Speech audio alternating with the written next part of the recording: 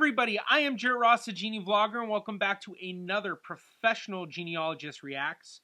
On today's video, I will be reacting to I Contacted My DNA Test Matches by Clazair, I don't know how to pronounce it. Not familiar with this channel at all, but when I saw this title, I was really excited because people rarely discuss genetic matches when they talk about DNA tests, and especially contacting matches. I mean, it's mentioned here and there, especially when people are dealing with adoptee stuff.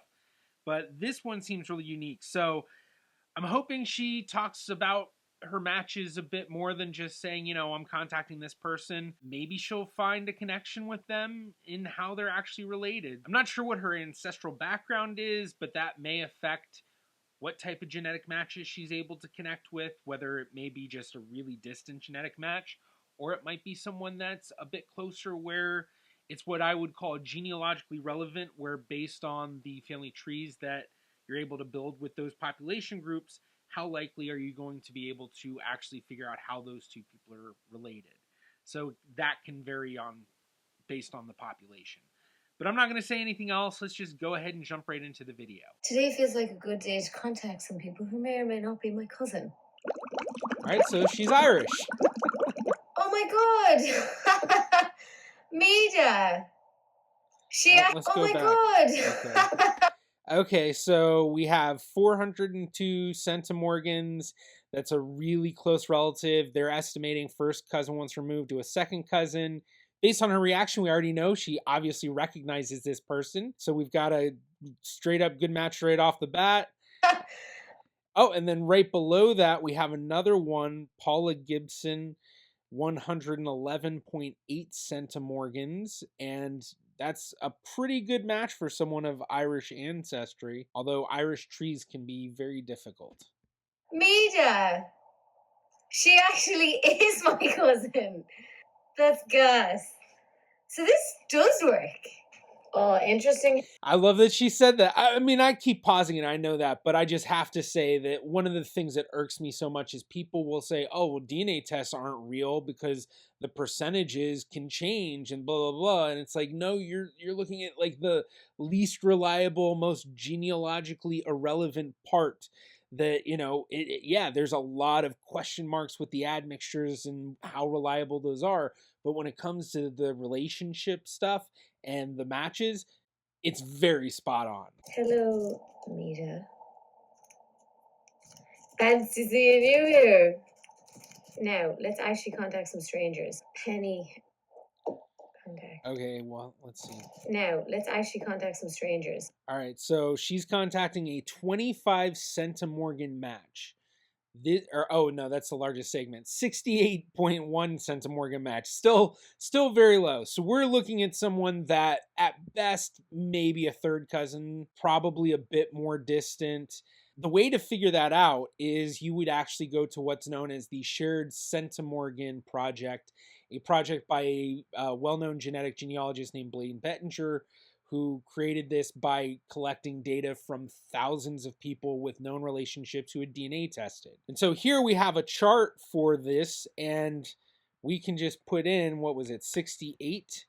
So with 68 centimorgans, this tells you the possible relationships that you have with that person.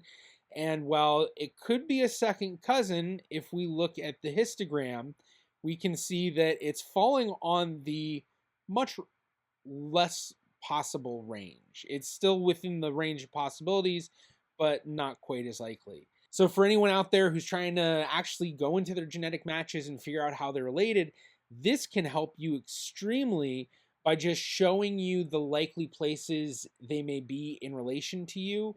So when you do start researching, you can know how far you might need to go out to actually figure out the relation. Hello, Penny. Hello, Mida. Okay, so and can you hear me okay? I can hear you fine, yeah. You can see any other people close? No, I haven't seen any other names I recognize now. Yeah, I saw you. So no, there she is again. Everything it seems to be third to fifth cousin. I think we were second cousins. Yeah, so kind of like I was saying with the Irish results, or at least with the trees, they're very difficult to build out.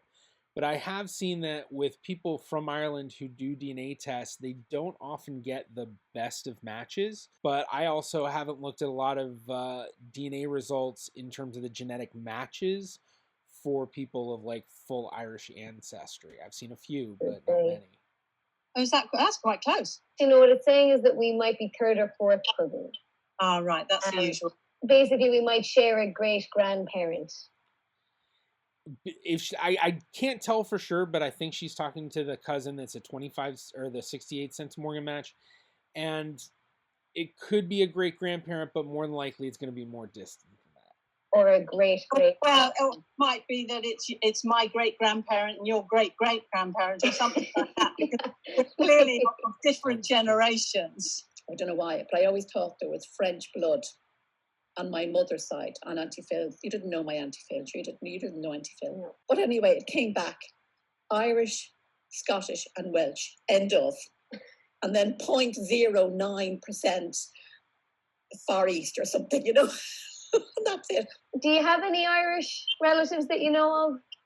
Well, my mother's side was very Irish. As I said to you, they were Flynns and Murphys. My aunt on my father's side, which they're Welsh, so I'm completely Gaelic or Celtic or whatever. Flynns and Murphys, so those are fairly common names. Exactly. Why did you do the test? Well, I'd always wanted to do one, but I couldn't be bothered, you know.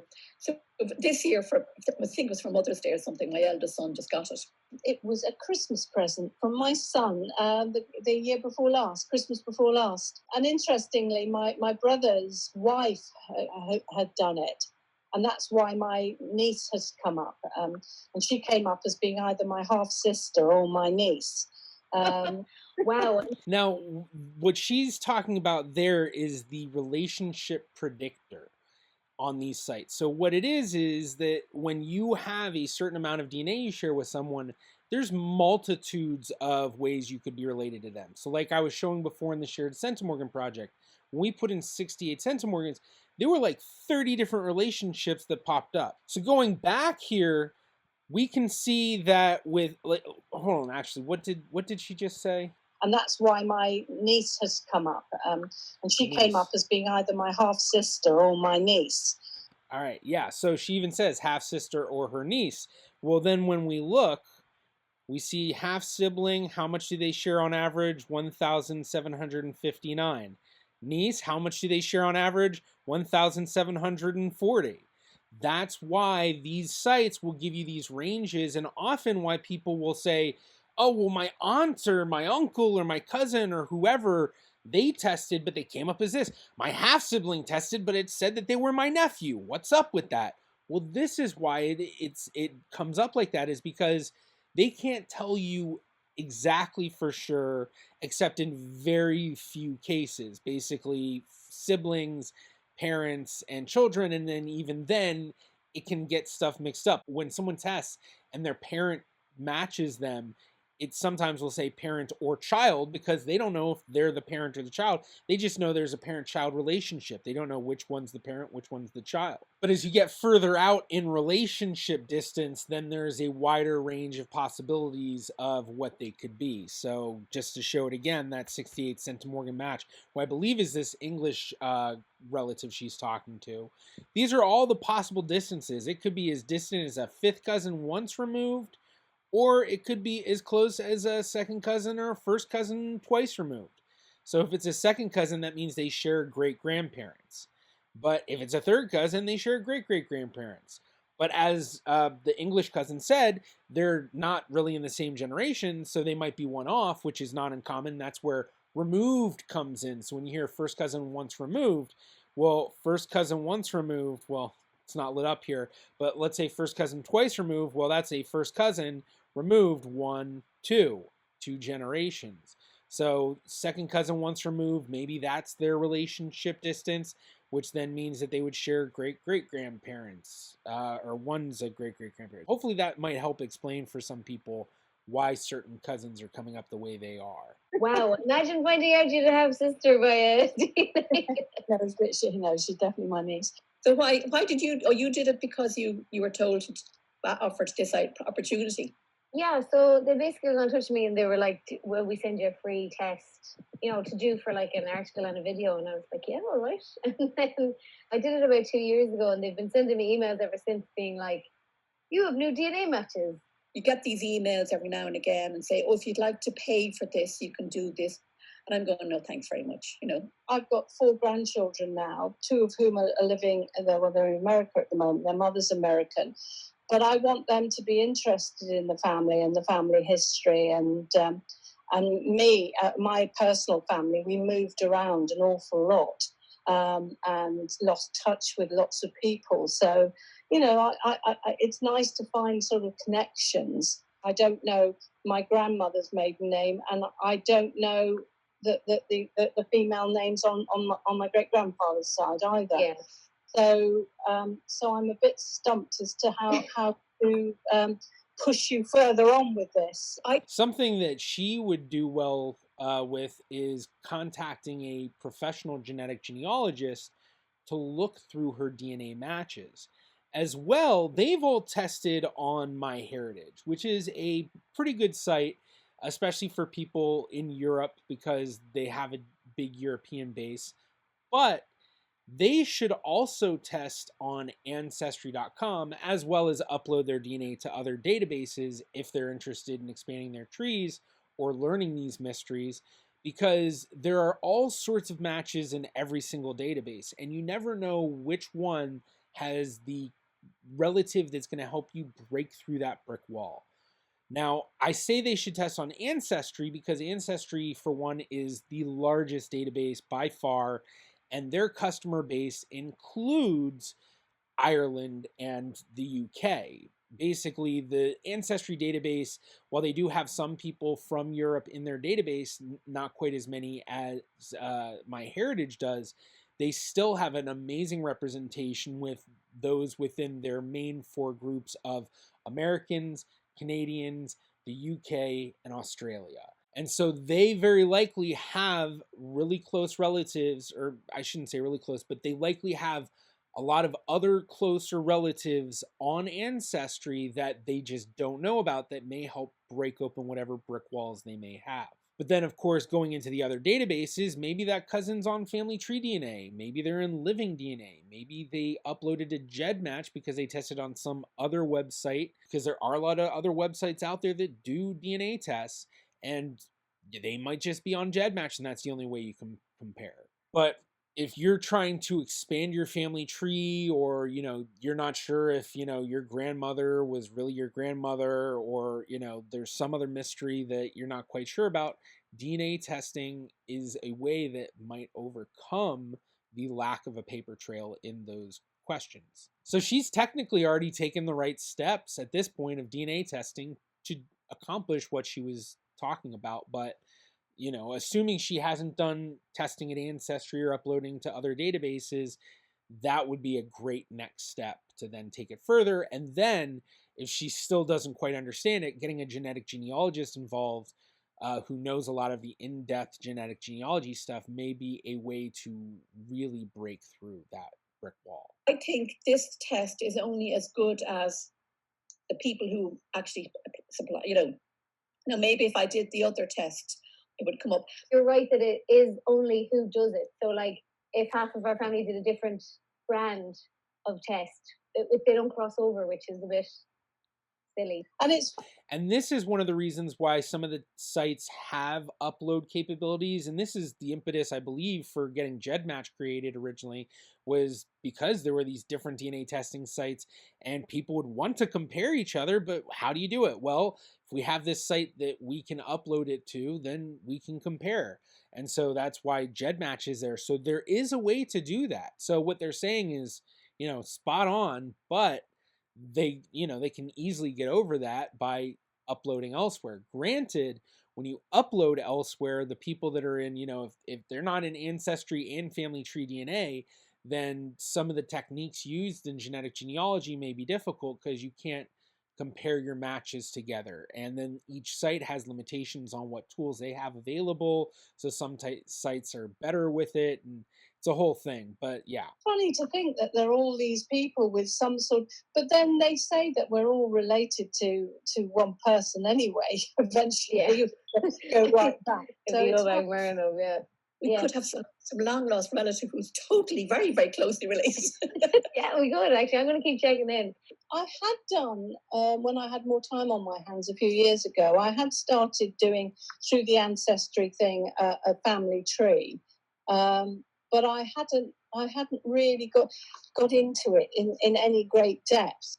I did a book of the family history and photographs for my grandchildren, but it really only goes back to my great-grandparents. Well, it goes a bit beyond that, but I don't think they were particularly the Irish side. All sorts of things to do with my grandfather receiving, you see, Michael Morris Murphy, or Morris Michael Murphy, receiving things from in the First World War. And do you have any concerns about what they're going to use your DNA for? Not really. I'll be dead and gone by then. That's I'm like, I don't care what they use it for. Like, I don't care. I mean, what can they do with it, for goodness sake? In the bit of research that I did, Collins was a name that did come up. So that might be a way of exploring it. It might be through the Collins side that we might be related. This is really interesting, and I'll see if I can dig up any more and if we can figure it out. But even if we can't figure it out, it was really lovely talking to you. Nice to meet you. But yeah, if you find anything, I would love to know. This is going to be the edited, isn't it? It's not going to be edited. Of course, yeah. Because I feel I know you from the internet, you know what I mean? More than anybody else, you know? Yeah. Because you're on it so much. And I don't mean like that, you know? No, but I am on it so much. It's crazy. All right, well, that was a pretty fun video. I got to talk about some things I don't often get to talk about in these reactions because people just don't talk about genetic matches. I thought that was really cool that she reached out to these relatives. Granted, one of them was a relative that she knew. Another one was a distant relative. Based on the little bit of her match list that we saw, that second match being about 111 centimorgans, I'm wondering how far down that 68 centimorgan match was, because I'm guessing that she probably messaged a few matches and the 68 centimorgan match was the one that agreed to meet with her and be on the video. So it does make me wonder, you know, how good is the match list? Like, it would have been kind of cool to see how many matches does she have that, you know, are in the 90 centimorgans or, you know, above 100 centimorgans. Did she just have the one that was 111, or, you know, did she have a lot more? I know one of the hardest parts about doing any sort of DNA match stuff with these videos is that, you know, privacy concerns. And I know whenever I do it, it's a lot of work to go through the sides and like, or the images or whatever, and blank out the names or cover up the names, and you got to review it, make sure that, you know, sometimes you'll think you blocked out all the names and then there's some little blurb down in the corner of the screen that says, you know, your DNA versus John Smith's DNA, and you're like, no, it says John Smith. So I know it's a lot of work to get that kind of cleared out for the privacy concerns. Even with that said, it would be cool to see a lot more genetic match lists. And I feel like that's where, you know, that's where you really start to get a feel for different population groups on the DNA side of, you know, how worthwhile each DNA test will be genealogically. So in that sense, kind of like how I've often discussed, like in this video, that MyHeritage has a very good European database, even though they don't have one of the larger databases overall. But that's because I've seen so many Jewish profiles and Eastern European profiles where they get tons of matches and pretty good matches in both Eastern Europe and in South America for a lot of those who have the Jewish population. Yet when you do Ancestry or Family Tree DNA or 23andMe, you really don't find as many people that are in Eastern Europe or are in South America. But a big part of the reason why they are in MyHeritage is MyHeritage has had these distribution centers throughout the world for a long time. Yeah, I think I'm rambling a little bit too much about this, so I'm going to switch gears. This video is a lot of fun. I don't know if she ever did a DNA test result video. I don't think I ever reacted to it. I'm not familiar with her channel. So if she did, I'll need to look and see, because I should definitely do a reaction to that. I imagine that's interesting. But I did see that this video is from 2 years ago, and I'd be very curious to see, did she continue looking into her family history, connecting with relatives? And if she did she find anything? Especially with, as I mentioned, Irish records are very difficult to deal with. I actually did some work on a YouTuber family tree series episode that will be coming out at some point, and ended up working with a couple of different researchers in Ireland, literally researchers in Ireland, and basically they all came back and said, yeah, there's not really anything we can find. So it'd be interesting to see, has she figured anything else out? And if you enjoyed this reaction I did and want to see more just like it, be sure to check out this episode right here. Thank you to my Patreon patrons and YouTube members.